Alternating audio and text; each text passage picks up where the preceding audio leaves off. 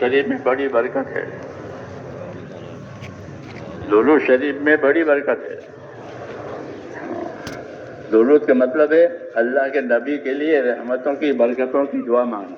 जब हम नबी के लिए दुआ मांगेंगे तो वो दुआ थोड़ी रद्द होगी। तो दुरूद शरीफ रद्द नहीं होता। जब दुआ दुरूद शरीफ का होती है तो दुरूद शरीफ की बरकत से वो दुआएं भी कबूल हो जाती हैं। इसलिए हमको हुज़ूर सल्लल्लाहु अलैहि वसल्लम ने ये तरीका सिखाया है कि जब तुम दुआ मांगो अल्लाह की तारीफ भी करो, तो मुझ पर दुरूद भी पढ़ो, फिर अपनी मुराद भी मांगो। हाँ, ये तालीम दी है। बिस्मिल्लाहिर्रहमानिर्रहीम। अल्लाहुम्मा लकल हम्द कुल्लुहु व लकश शुक्र कुल्लुहु व लकल मुल्क कुल्लुहु बियदिकल खैर कुल्लुहु इलैका यरजउल अम्रु कुल्लुहु ला इलाहा इल्लल्लाह वहदहु ला शरीका लहु लहुल मुल्कु व लहुल हम्दु युहयी व युमीतु व हुवा अला कुल्लि शैइन क़दीर।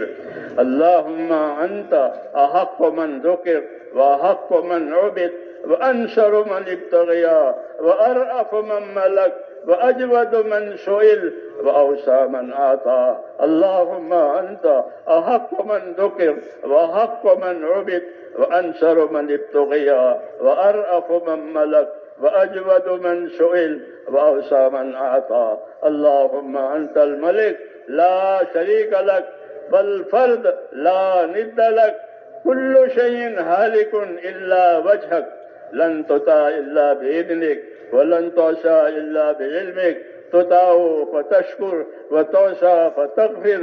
अक़रब शहीद व अदना हफीज़ अक़रब शहीद व अदना हफीज़ अक़रब शहीद व अदना हफीज़ हुल्त दून अन्नुफूस व अख़ज़त बिन्नवासी व नसख़्त अल-आजाल القلوب لك مفضية والسر عندك علانية الحلال ما أحللت والحرام ما حرمت والدين ما شرعت والأمر ما قضيت الدين ما شرعت والأمر ما قضيت الخلق خلقك والعبد عبدك اللهم الخلق خلقك والعبد عبدك وأنت الله الرؤوف الرحيم. اللهم الخلق خلقك والعبد عبدك وأنت الله الرؤوف الرحيم. اللهم الخلق خلقك والعبد عبدك وأنت الله الرؤوف الرحيم. وأنت الله الرؤوف الرحيم. وأنت الله الرؤوف الرحيم. لا إله إلا أنت سبحانك إني كنت من الظالمين. لا إله إلا أنت سبحانك إني كنت من الظالمين. لا إله إلا أنت سبحانك إني كنت من الظالمين. اللهم صل على سيدنا محمد وعلى آل سيدنا محمد كما صليت على إبراهيم وعلى آل إبراهيم إنك حميد مجيد. اللهم بارك على سيدنا محمد وعلى آل سيدنا محمد كما باركت على إبراهيم وعلى آل إبراهيم إنك حميد مجيد. اللهم اجعلنا نبينا محمدا صلى الله عليه وسلم بما هو أهله واجزي الأنبياء كلهم خيرا وسلام على المرسلين والحمد لله رب العالمين.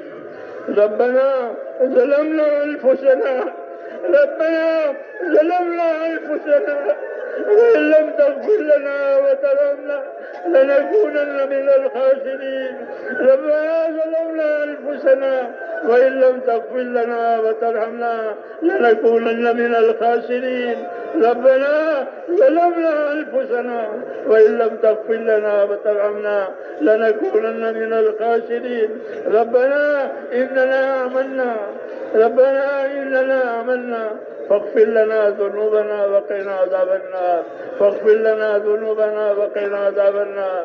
فاغفر لنا ذنوبنا وقنا عذاب النار. اللهم اغفر لي اللهم اغفر لي اللهم اغفر لي اللهم اغفر لي ولوالدي. اللهم اغفر لي ولوالدي واغفر يا رب لجميع المؤمنين والمؤمنات والمسلمين والمسلمات الأحياء منهم والأموات ولإخواننا الذين سبقونا بالإيمان ولا تجعل في قلوبنا غلا للذين آمنوا ربنا إنك رؤوف رحيم. اللهم اشرح صدورنا للإسلام، اللهم حبب إلينا الإيمان وزينه في قلوبنا وكره إلينا الكفر والفسوق والعصيان. اللهم اجعلنا من الراشدين، اللهم اجعلنا من الراشدين، اللهم اجعلنا من الراشدين. يا مقلب القلوب ثبت قلوبنا على دينك، يا مصرف القلوب صرف قلوبنا على طاعتك. ربنا لا تزغ قلوبنا بعد إذ هديتنا وهب لنا من لدنك رحمة إنك أنت الوهاب. ربنا لا تؤاخذنا إن نسينا وأخطأنا، ربنا ولا تحمل علينا إصرا كما حملته على الذين من قبلنا، ربنا ولا تحملنا ما لا طاقة لنا به واعف عنا واغفر لنا وارحمنا أنت مولانا فانصرنا على القوم الكافرين. اللهم أصلح لنا ديننا، اللهم أصلح لنا ديننا هي اسمة أمرنا، وأصلح لنا دنيانا فيها معاشنا، وأصلح لنا آخرتنا التي فيها معادنا. اللهم اجعل الحياة زيادة لنا في كل خير، واجعل الموت راحة لنا من كل شر. اللهم آتنا إيمانا لا يرتد، اللهم آتنا إيمانا لا يرتد ويقينا ليس بعده كفر، ورحمة ننال بها شرف كرامتك في الدنيا والآخرة. ربنا آتنا في الدنيا حسنة وفي الآخرة حسنة وقنا عذاب النار. اللهم انصر من نصر دين محمد صلى الله عليه وسلم واجعلنا منهم. اللهم انصر من نصر دين محمد صلى الله عليه وسلم واجعلنا منهم. اللهم أيد الإسلام وأنصاره، اللهم أيد الإسلام وأنصاره، اللهم أيد الإسلام وأنصاره وأذل الشرك وأشراره. اللهم أذل الشرك وأشراره، اللهم أذل الشرك وأشراره. اللهم من أراد بالإسلام خيرا وبالمسلمين خيرا فوفقه كل خير واجعلنا منهم، ومن أراد بالإسلام شرا فنعوذ بالله من شرورهم، ومن أراد بالإسلام شرا وبالمسلمين شرا اللهم خذهم أخذ عزيز مقتدر، اللهم خذهم أخذ عزيز مقتدر، اللهم خذهم إن أخذ عزيز مقتدر. ربنا لا تجعلنا فتنة للقوم الظالمين، ربنا لا تجعلنا فتنة للقوم الظالمين، ربنا لا تجعلنا فتنة للقوم الظالمين، ونجنا برحمتك من القوم الكافرين، ونجنا برحمتك من القوم الكافرين. فاطر السماوات والأرض أنت ولينا في الدنيا والآخرة، توفنا مسلمين والحقنا بالصالحين غير خزايا ولا ندما ولا مفتونين. اللهم ألهمنا مراشد أمورنا وأعذنا من شرور نفوسنا. اللهم آتنا أفضل ما تؤتي عبادك الصالحين، وآتنا أفضل ما تؤتي الناس من المال والأهل والولد غير ضال ولا مضل. اللهم اجعلنا من عبادك المنتخبين الغر المحجلين الوفد المتقبلين. ربنا وفقنا لما تحب وترضى من القول والعمل والفعل والنية والهدى إنك على كل شيء قدير. اے اللہ ہماری مغفرت فرما، اے اللہ ہماری اور پوری امت کی پوری مغفرت فرما، اے مولا ہماری اور پوری امت کی پوری مغفرت فرما.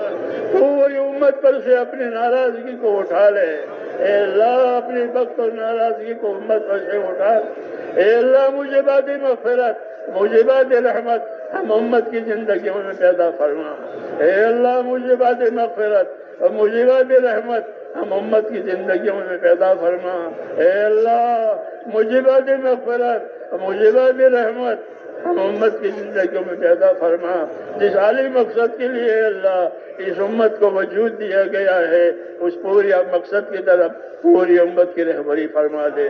پوری امت کی صلاحیتوں کو دین پر لگا دے. اے اللہ امت کی صلاحیتوں کو دین پر لگا دے. اے اللہ امت کی صلاحیتوں کو دین پر لگا دے. امت کی صلاحیتوں کو برباد ہونے سے بچا لے، اے اللہ امت کی صلاحیتوں کو برباد ہونے سے بچا لے، امت کے مالوں کی، امت کے جانوں کی، امت کے دین ایمان کی، امت کی ہر چیز کی اے اللہ پوری حفاظت فرما، امت کو اپنی حفاظت میں لے لے، امت کو اپنی پناہ میں لے لے، ہم کو ہمارے دین کو اے اللہ اپنی مددوں میں لے لے، ہماری مدد فرما، ہمارے دین کی مدد فرما، ہماری مدد فرما، ہمارے دین کی مدد فرما، اے اللہ پورے عالم میں حق کو اور ہدایت کو عام فرما دے، جتنی رکاوٹیں ہیں، جتنی غلط فہمیاں ہیں، جتنی فتنے ہیں اے اللہ اس سے پاک فرما دے، ہر قسم کے فتنوں سے، غلط فہمیوں سے، رکاوٹوں سے نجات دے، اور جو طریقہ اور جو چیزیں پسند ہے ہمیں اپنے رضا والے کاموں پر موت تک اخلاص اور استقامت کے ساتھ اے اللہ ہم میں سے ایک ایک کو قائم فرما،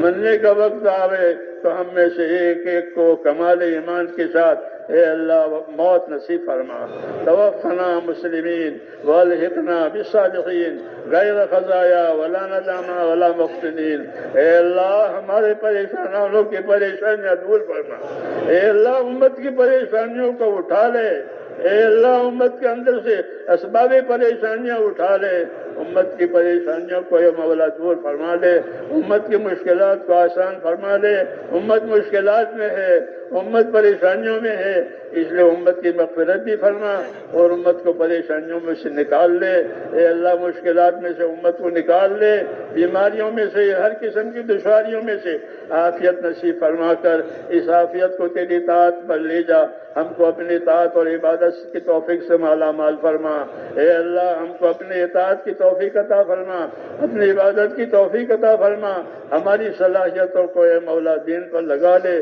برباد ہونے سے بچا لے، ہماری بیماروں کو شفا عطا فرما، ہمارے ضرورت مندوں کی ضرورتیں پوری فرما، جو جس پریشانی میں ہے اے اللہ ان کی پریشانیوں کو دور فرما، جنہوں نے دعاؤں کے لیے کہا لکھا ہے یا اللہ ان کی جائز مرادیں پوری فرما، بیمار ہیں تو شفا عطا فرما، گرفتار ہے تو ان کو عافیت کے ساتھ نجات عطا فرما، ضرورت جو جس دشواری میں ہے اے اللہ اس دشواریوں کو سے نکال کر عافیت والی زندگی عطا فرما، طاعت والی زندگی عطا فرما، اپنی آخرت کو سامنے رکھ کر ہم کو زندگی گزارنے کی توفیق عطا فرما، جن دوستوں بھائیوں نے بزرگوں نے دعاؤں کے لیے کہا ہے لکھا ہے یا اللہ ان کی جائز مرادیں پوری فرما، جتنی خیر جناب رسول اللہ صلی اللہ علیہ وسلم مانگی ہے وہ ساری خیر ہم کو بھی عطا فرما، اور جن جن شرور سے پناہ مانگی ہے اے اللہ ان تمام شرور سے اے اللہ ہمیں بھی اپنی پناہ میں لے لے اور ہمارا انجام اچھا فرما، ربنا تقبل منا